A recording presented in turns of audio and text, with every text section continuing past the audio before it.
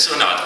Õnneks ma sain varsti aru, et sõnade tegemiseks on poeedid ja rohkem laulutekste pole teinud.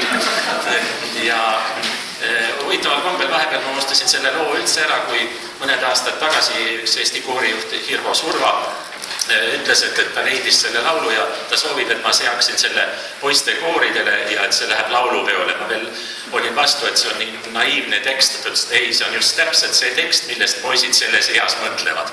Nii et see on ka laulupeole. Ja teine laul, see vaid see on armastus Enn Vetemaa tekstile. See on pärit ühest Eesti filmist pealkirjaga Don Juan Tallinnas. See film on ikka nii tobe, et see on juba huvitav. See on mingi komöödia, ta jääb järjest aastatega järjest paremaks, need kärpid võiks tänapäeval öelda. Aga seal on üks laul, mis on saanud ka tõepoolest väga populaarseks, see vaid see on armastus. Ja siis ma olin 19-aastane, nii et igati sellele heale kohale.